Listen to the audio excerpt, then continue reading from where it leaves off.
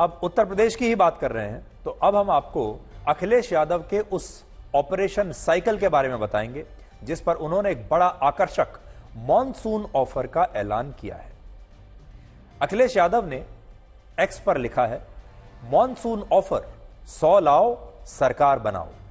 और सुबह से जब से उन्होंने ये सोशल मीडिया पर पोस्ट किया है तब से तमाम लोग इसे डिकोड करने की कोशिश कर रहे हैं कि अखिलेश यादव ने आखिर ये क्यों लिखा, ये मॉनसून ऑफर क्या है कि 100 लाओ और सरकार बनाओ, इसका मतलब क्या है, वो क्या कहने की कोशिश कर रहे हैं और ये ऑफर किसके लिए है। अखिलेश यादव ने यह मॉनसून ऑफर ऐसे समय में निकाला है जब उत्तर प्रदेश बीजेपी में अंदरूनी लड़ाई चल रही है, बीजेपी उत्तर प्रदेश में संघर्ष कर रही है और ऐसी खबरें हैं कि मुख्यमंत्री योगी आदित्यनाथ और उप मुख्यमंत्री केशव प्रसाद मौर्य के बीच मतभेद हो गए हैं और हो सकता है कि इस अंदरूनी लड़ाई का फायदा उठाकर अखिलेश यादव केशव प्रसाद मौर्य से कुछ कहना चाहते हो। शायद ये कहना चाहते हो कि अगर वो 100 विधायक ले आए तो वो सरकार बनाने के लिए अपना समर्थन दे देंगे। यानी कहीं वो केशव प्रसाद मौर्य को तो नहीं कह रहे कि आप 100 विधायक ले आओ और अपनी सरकार बना लो। उत्तर प्रदेश में विधानसभा की कुल 403 सीटें हैं, जिनमें से 251 सीटें बीजेपी के पास हैं, 105 सीटें समाजवादी पार्टी के पास हैं और सिर्फ 2 सीट कांग्रेस के पास है।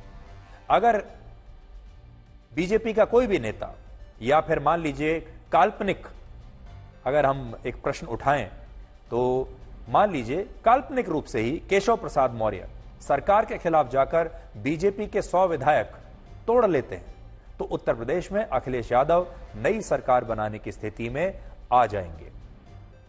और इस सूरत में अखिलेश यादव के पास खुद के 105 विधायक हैं और 100 विधायक अगर और टूटकर आ जाते हैं तो इन दोनों को मिलाकर यह आंकड़ा 205 का हो जाता है, जो बहुमत के 202 के आंकड़े से ज्यादा है। और यही वजह है कि अखिलेश यादव अपनी पोस्ट में 100 लाओ और सरकार बनाओ की बात लिख रहे हैं और उनके इस मॉनसून ऑफर से ऐसा लगता है कि शायद वो केशव प्रसाद मौर्य को उत्तर प्रदेश का अगला मुख्यमंत्री बनने का सपना दिखा रहे हैं।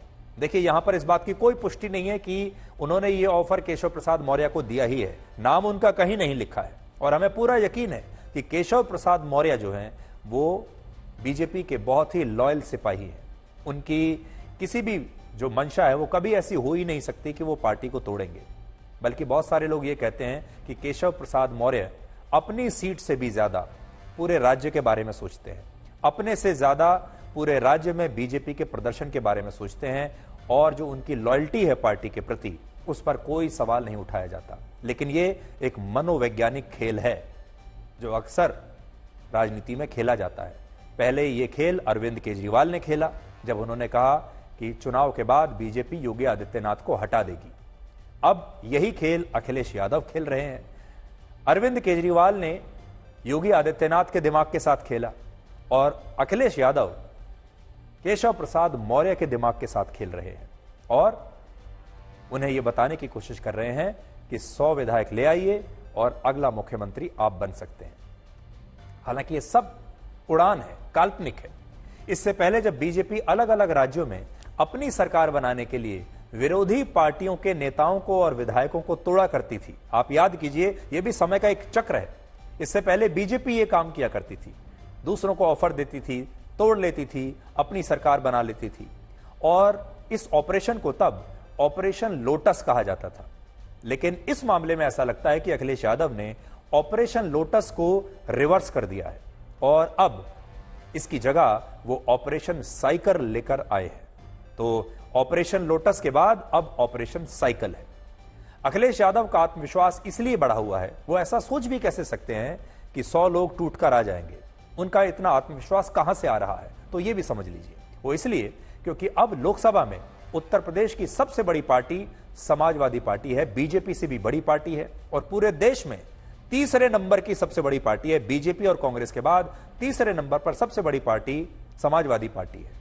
सबसे बड़ी बात यह कि इस बार उत्तर प्रदेश में लोकसभा चुनाव के जो नतीजे आए हैं, अगर उन नतीजों को हम विधानसभा में परिवर्तित करें तो उसके हिसाब से अखिलेश यादव और राहुल गांधी दोनों मिलकर उत्तर प्रदेश में आज ही अपनी सरकार बना सकते हैं अगर आज चुनाव हो जाए तो।